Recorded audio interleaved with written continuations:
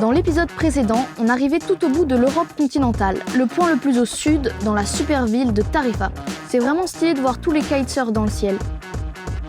D'un côté, il y avait la mer Méditerranée et de l'autre, l'océan Atlantique. Et puis au loin, on voyait même les côtes marocaines. Ensuite, on a continué à traverser l'Andalousie en découvrant des paysages magnifiques. On a fait une chouette rando dans une incroyable forêt de chênes-lièges qui aurait dû nous emmener à une superbe lagune. Dans cette vidéo, on vous fait visiter Ronda, une des plus belles villes d'Espagne. Et puis, on part en pleine nature pour une randonnée un petit peu foireuse. Pas vrai, Célestine ? Bah oui, si vous voulez voir ça, bienvenue dans cette nouvelle vidéo.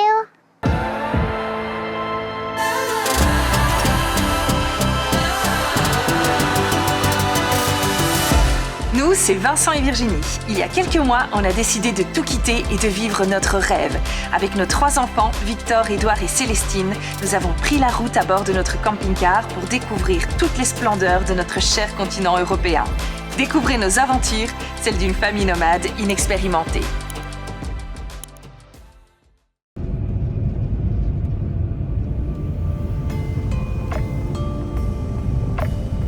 Nous traversons la fameuse région de Los Pueblos Blancos et nous découvrons en haut de la montagne le joli village de Zahara de la Sierra qui surplombe un immense lac.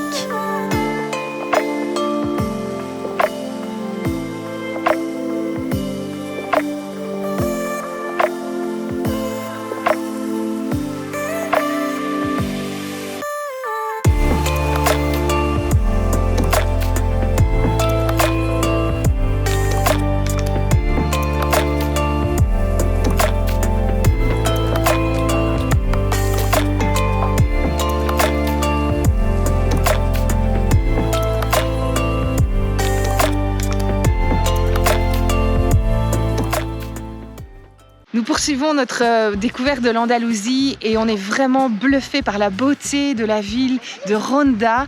On avait lu dans les guides que c'était une petite pépite, mais franchement on le confirme, c'est juste incroyable. On a descendu un petit sentier qui s'appelle Puerta de las Molinas, qui nous offre un point de vue incroyable sur El Puente Nuevo et sur la ville, le canyon qui traverse en fait cette petite ville. C'est vraiment incroyable, on n'avait jamais vu ça ailleurs. Et c'est pas étonnant que ce soit très touristique parce que c'est sublime.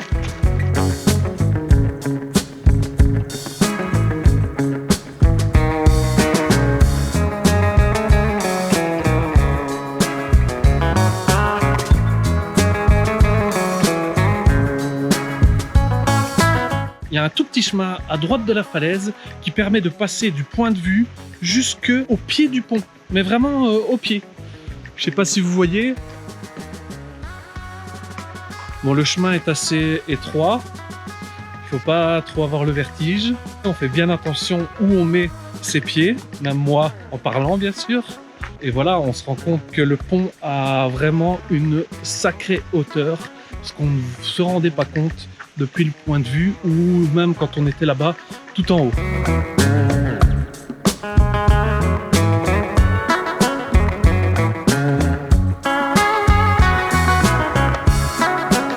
Bon là ça commence à devenir un peu trop risqué, donc on va s'arrêter ici et on vous laisse avec ces quelques images.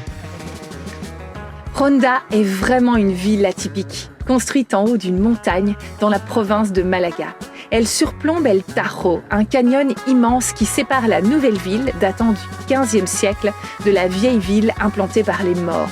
C'est un décor assez fantastique et insolite qui fait de Ronda une super destination de voyage.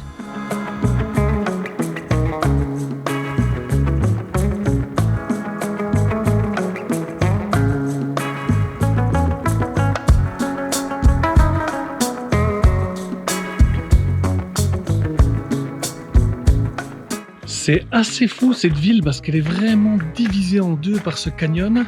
On comprend que vraiment les deux parties n'étaient pas reliées avant et heureusement il y avait le premier pont et puis ils ont construit le plus grand pont qui a permis plus d'échanges entre les deux côtés de la ville. Vraiment c'est particulier, on a plein de petites terrasses comme ça. On peut vraiment aller jusqu'au fond du canyon Et c'est plutôt impressionnant, je m'attendais absolument pas à ça. C'est la première fois que je ressens ça en Andalousie. C'est vraiment une ville où vous avez l'ambiance andalouse. Pas la sauce, hein. Pas la sauce. Vous avez vraiment l'ambiance andalouse. Vraiment les couleurs, l'atmosphère qui règne ici. C'est assez incroyable. Ça reflète vraiment ce qu'on pense de l'Andalousie dans l'imaginaire collectif.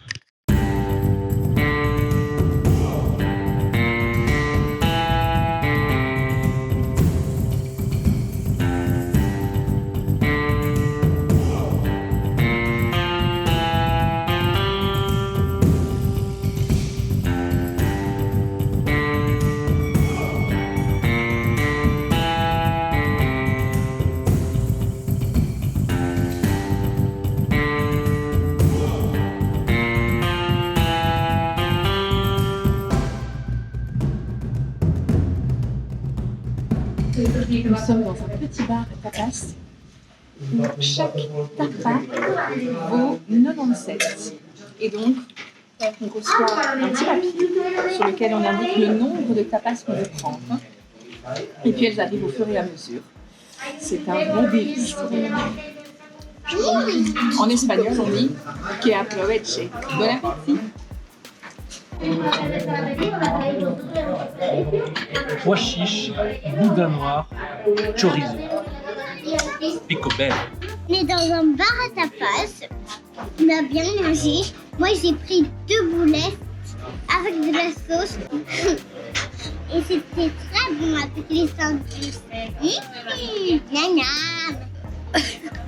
En fait, c'était vraiment un heureux hasard ce petit bar parce que là maintenant il y a plein de monde, il y a une file pas possible et puis c'était vraiment délicieux pour pas cher. 1,10 € le tinto de verano, 1 € les boissons des enfants et chaque tapas c'est 90 cents et elles sont vraiment délicieuses et quand même assez costaudes. Donc voilà, on a pris 22 tapas, on a plusieurs boissons et on ressort avec une addition de 29 € et c'était vraiment bon. Donc c'est le bon plan, la lechugi, el lechuguita.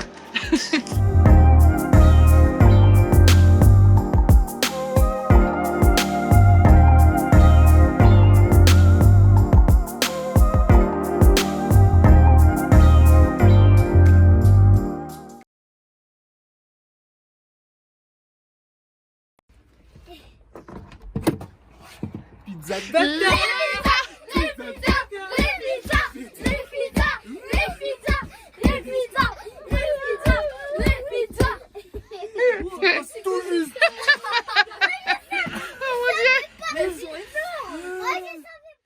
Hello! Aujourd'hui, on est en plein dans le parc naturel de...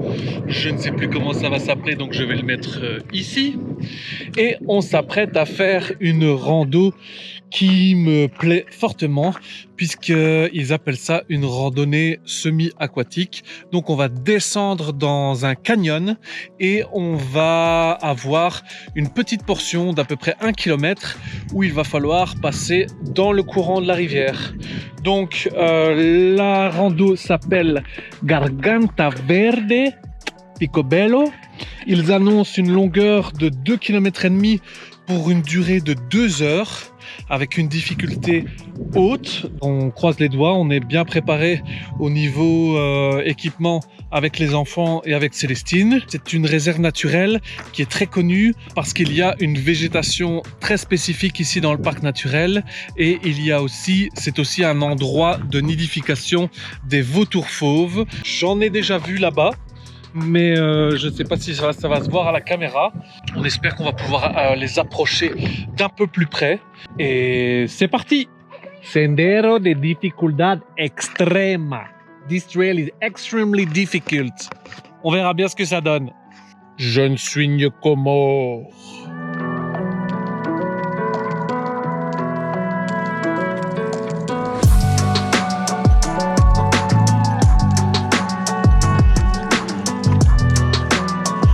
j'espère que ça se verra, mais là on s'est rapproché, il y a un petit mirador pour avoir la vue plongeante sur le canyon, et en effet tout en haut on voit déjà une dizaine de vautours qui rôdent, qui se posent sur les falaises. C'est assez impressionnant comme spectacle. Il y en a quand même beaucoup.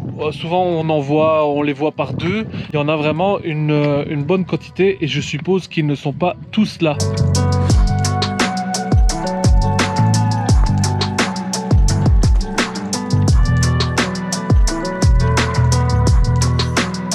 Là, tu sais ce que c'est là-bas dans le ciel?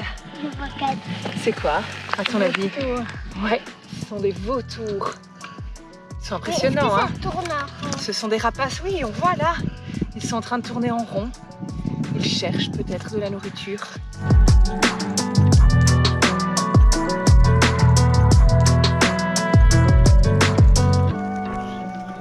Après 1 km, 1 km et demi, on commence sérieusement avec des chemins qui piquent vers le canyon.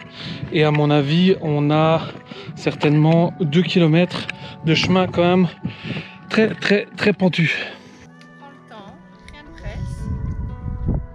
Hop là. Allez, vas-y, passe devant moi.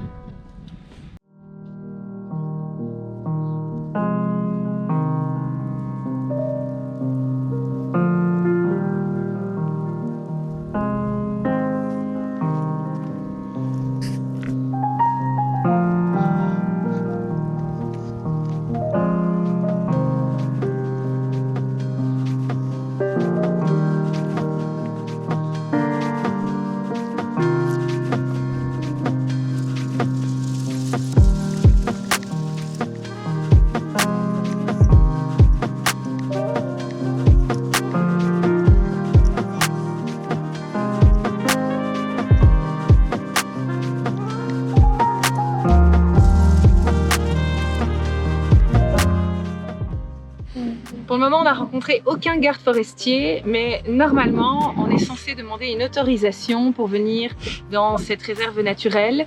J'imagine pour des questions de sécurité. Le canyon est très étroit et donc c'est maximum 50 personnes par jour. Il faut se rendre au centre des visiteurs du petit village d'El Bosque, ce que nous avons fait hier. On est allé s'inscrire, on a demandé à faire la randonnée le lendemain et donc on reçoit un document avec nos coordonnées, et puis elle a pris aussi une photocopie de notre carte d'identité. C'est peut-être aussi au cas où il nous arrive quelque chose, on sait qu'on est ici dedans. C'est vrai qu'on se sent vraiment seul au monde, c'est assez incroyable et voilà, on en profite jusqu'au bout des doigts. Est-ce qu'on peut dire ça? Dis plus ça en 2021. Éventuellement en 1991, on pourrait encore, non. Comment dire ça? On en profite à fond, on kiffe de dingue, on kiffe sa life. Non, jusqu'au bout. Jure. On en profite parce que c'est vraiment génial et on adore ça, faire des randos. On a été bien préparés hier parce qu'on a fait une bonne randonnée de 10 km qui était assez facile puisqu'on l'a terminée en courant d'ailleurs. Aujourd'hui, on sent que c'est un peu plus costaud, ça nous plaît. On est pressé d'aller mettre nos pieds dans le canyon, même si apparemment l'eau est très froide, on verra bien.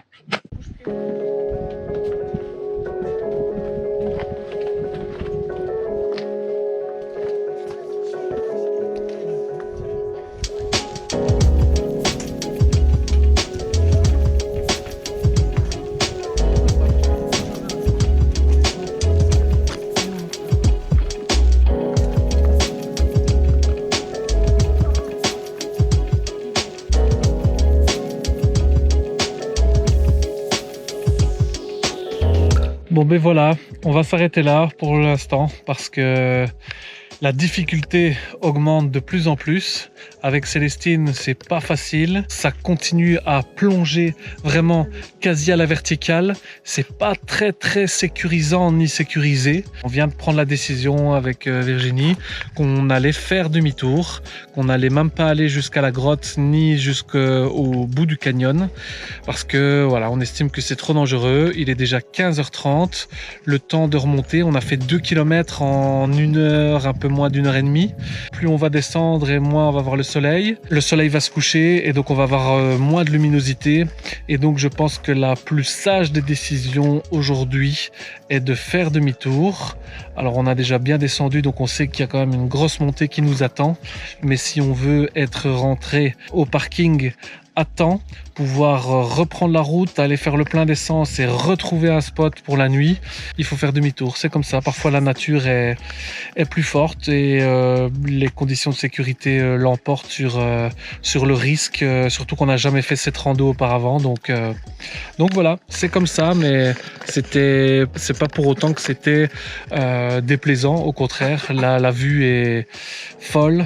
Les vautours, voir les vautours tourner au-dessus de nous, vraiment passer, je vais dire, à une vingtaine de mètres, c'était vraiment excellent. La météo était excellente aussi. Mais bon, voilà, on s'arrête là.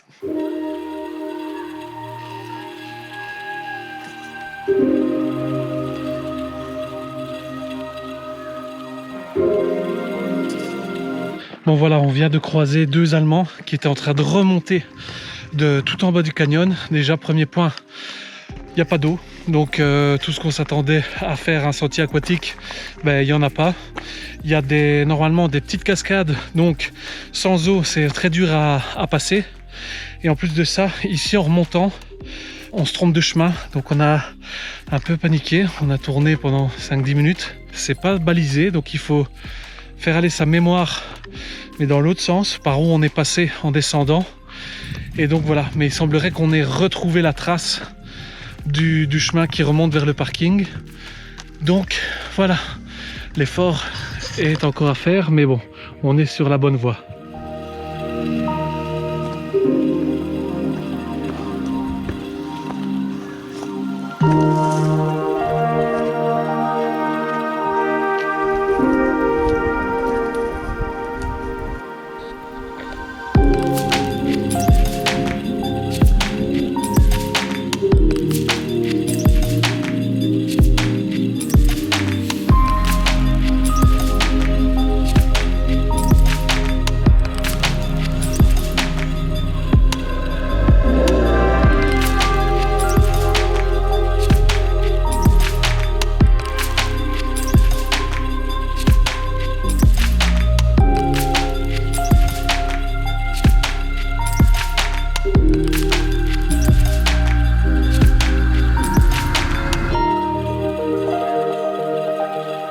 Bon ben voilà, retour, quasi 3 heures après, on a fait 4,2 km.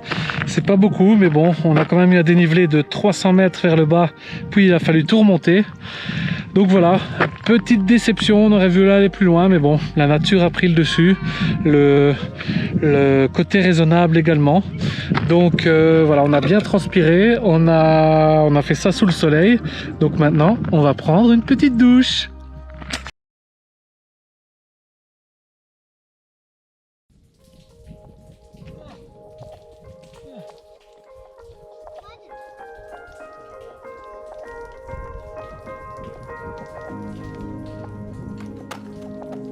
Et oui, la fin de cette vidéo a été légèrement censurée, je suppose que vous comprenez pourquoi. Merci beaucoup d'avoir regardé cette vidéo jusqu'à la fin. Nous sommes actuellement en Italie, ça fait 5 mois que nous avons pris la route. Et oui, il y a forcément un décalage entre la réalité et puis nos vidéos parce que ça prend du temps de faire le montage et puis qu'on a envie de profiter de chaque journée de cette incroyable aventure.